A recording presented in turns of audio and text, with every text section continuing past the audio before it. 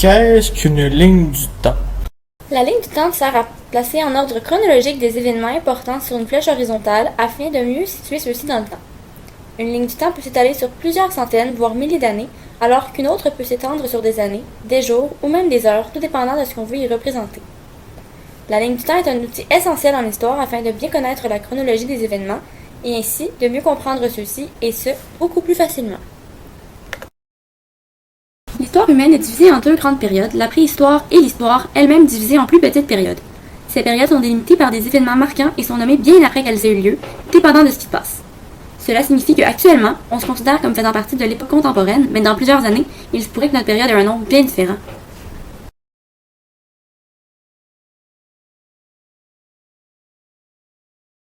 Tout commence avec la préhistoire qui se débute avec la période paléolithique qui signifie l'âge de pierre taillée.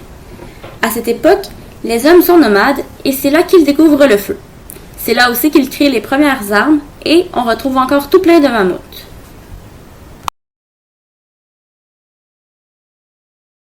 Ensuite vient l'époque du néolithique. Cela signifie l'âge de pierre polie.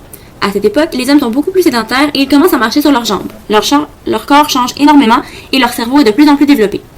Aussi, les armes sont de plus en plus détaillées et les hommes commencent à faire de l'agriculture et à domestiquer les animaux comme les pierres à feu.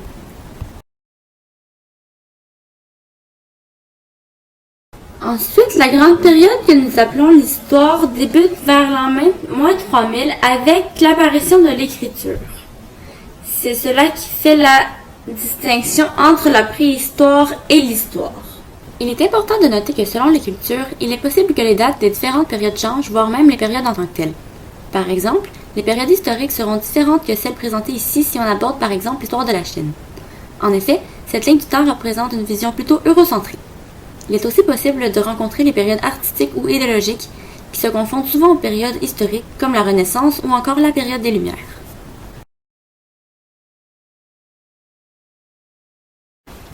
L'Antiquité est une très longue période qui débute avec l'apparition de l'écriture vers l'an 3500 avant Jésus-Christ et qui se termine vers 476 avec la chute de l'Empire romain d'Occident, notamment précipitée par les invasions barbares.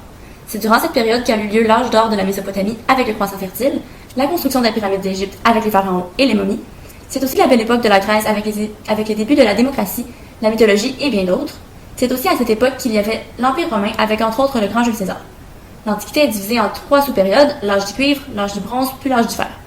Il faut tout de même comprendre que les dates de l'Antiquité peuvent varier puisque l'écriture n'apparaît pas partout au même moment.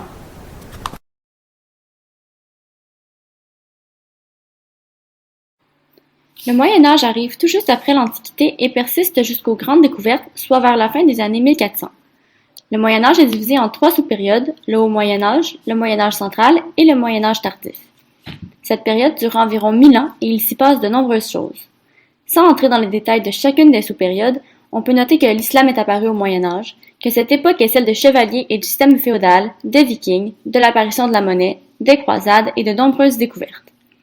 Le Moyen Âge a souvent une réputation plutôt négative, notamment en raison des épidémies de peste, des crises religieuses et des famines ayant sévi durant la dernière partie de la période médiévale.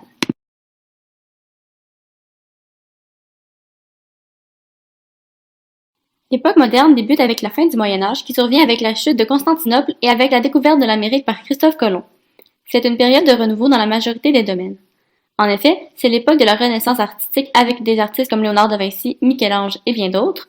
C'est également l'époque des Lumières avec les nouvelles idées basées sur la science et la raison plutôt que sur la religion. On peut entre autres répertorier les connaissances avec la toute première encyclopédie. L'époque moderne est aussi marquée par des grands rois de France comme Louis XIV. Les temps modernes virent aussi naître la réforme de la religion chrétienne, la bourgeoisie, le développement des Amériques et les États-nations. Pour les Français, les temps modernes s'arrêtent en 1789 avec la Révolution française afin de laisser place à la période contemporaine qui perdure jusqu'à aujourd'hui. Cependant, il faut savoir que pour les autres historiens de pays occidentaux, nous sommes toujours dans l'époque moderne alors que la période contemporaine réfère à autre chose.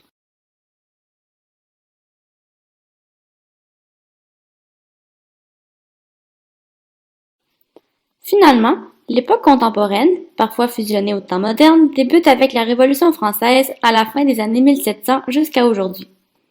Cette période va donc passer de nombreux changements à tous les niveaux, qu'ils soient techniques, idéologiques, religieux, scientifiques ou bien d'autres encore.